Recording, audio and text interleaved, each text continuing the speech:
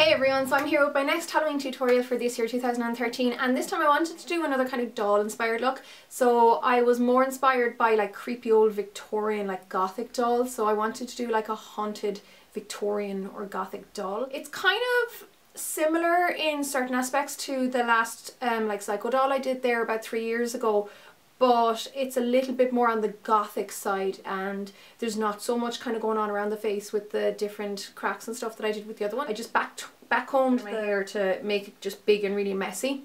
This hat I got in the €2 store in Galway. It was really inexpensive. It's actually a witch's hat, but if I just pin back the top of the witchy part, it doesn't really look like a witch's hat, and then just put on like my kind of gothy top. So yeah, just kind of blacky gothy stuff would be work perfect for the costume. Full list of the products will be on my blog as usual, so I hope you like it guys, and thanks a million for watching.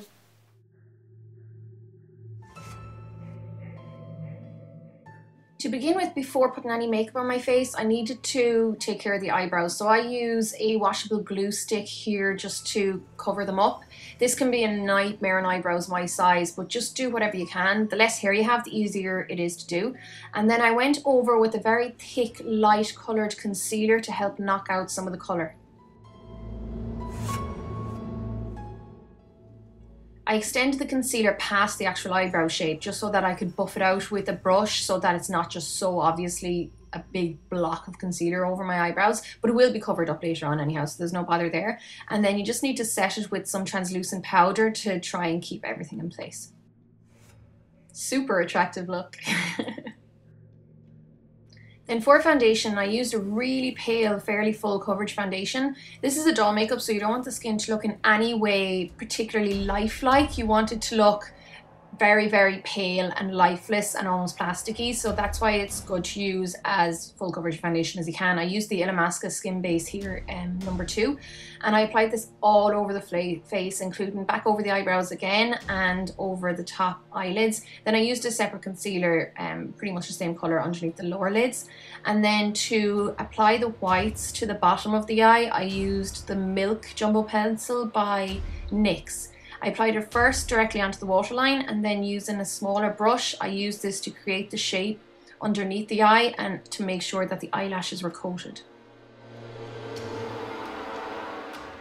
And then because the pencil is quite creamy, you definitely need to set it in place so that it doesn't move and crease too much. So I used a matte white eyeshadow here, that's Gesso by MAC, and I applied that over the white underneath the eye as well as to my top moving lids. To draw in the outline of the eyes, I used an extremely fine-tipped marker kind of eyeliner pen. This one is by Physicians Formula. I can't get it in Ireland. You'd need to get it online if you are on my side of the world, but it is by far the best one I've ever used. Just make sure you use something very fine-tipped. If I didn't have this, I'd probably just use a gel eyeliner with a very fine-tipped brush. And I also used this to line the top of my top lash line as well. And I created a couple of little eyelash flicks at the end of the eye just to kind of fuse the top line in with the bottom line so that it just didn't look like a big round circle.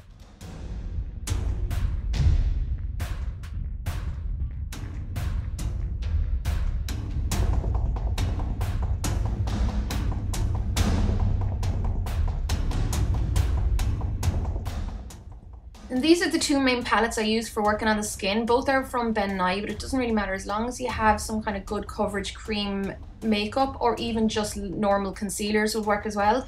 So I used a really pale concealer and applied this to the eyebrows again to try and knock out more of that colour, because my own eyebrow hairs are so dark and the colour kept showing through. This shouldn't be as hard for most people who have less eyebrow hairs than me. And then I also applied the lighter concealer colour to the top of my cheekbones, and then I started applying a kind of a pinky concealer onto the cheeks. So it's just really to give that really lifeless look to the skin. And then before doing anything else to the skin, I decided to apply a pair of false lashes to my top lash line. These ones are by Bourjois, but any kind of full, feathery, fluttery eyelashes will work. You want them to be quite doll-like. And then I applied that in a normal way. There's tons of videos on how to apply eyelashes on YouTube as well as on my own channel. And then for the lower lash line, I'll show you here how to do it because it is a little bit different. you apply the lashes upside down, and you just want to put it along that lower circle that you drew in earlier on, but make the eyelashes start on the outer corner so that they don't go all the way to the inner corner, and then fill in any little bits of glue that are shown up afterwards with some black eyeliner. Then to draw in a fake crease in my eye, even though I have a very obvious crease to start off with, it just makes it look more artificial, I used a black matte eyeshadow and a fine tipped brush so that I could get a very fine line, and I just applied this all over my actual crease.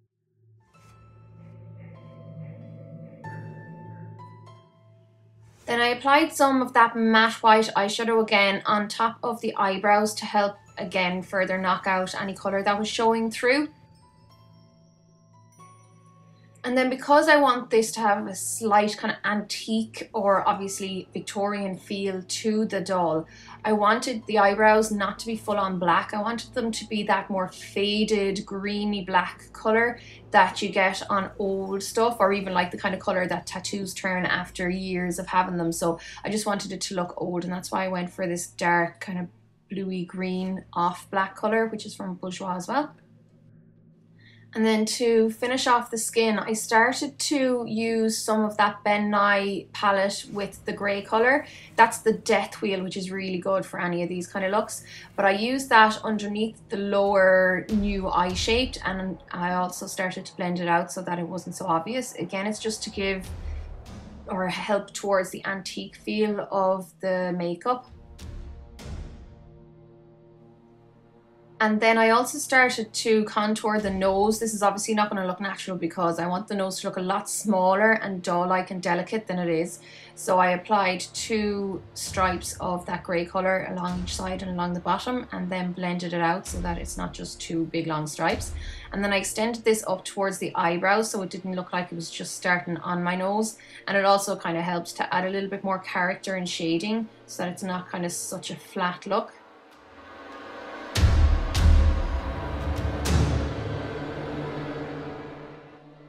I applied a very subtle pinky looking concealer or cream makeup to the cheeks just to give that kind of faded cheek look that a doll can have after being really old. And then I applied a kind of a yellow coloured concealer or cream makeup to the lips to try and knock out any of the red that was showing through.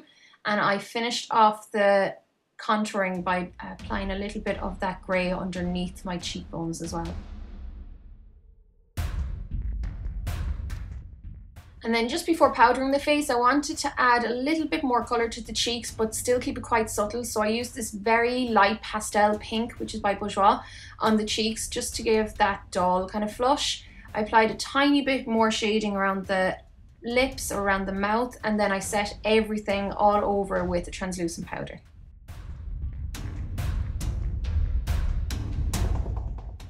Then to start on the lips, I applied some black matte eyeshadow using a blending brush to the centre of the lips to kind of make them look a bit dirty or worn. And then using a dark grey pencil, this is just an eye pencil, I started to draw in the shape of the lips. So you want them to be a little bit narrower and more sweetheart than your own lips so that they look like a doll's. And I went back into that dark grey blue eyeshadow that I used on the eyebrows, and I used that to fill in the lips.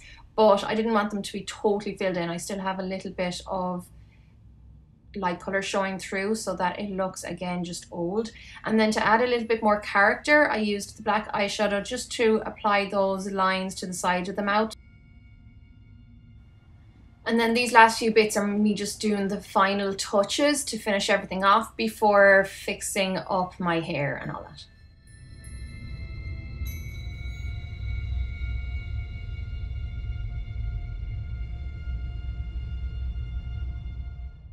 And that's the makeup done. So basically I wanted the fringe to look straight and flat like you see dolls having, but I wanted the hair to be really big. Generally dolls, or those dolls, would have big ringlets in their hair, but I didn't really want to curl my hair, so I just decided to back comb it so that it looked really big and really messy.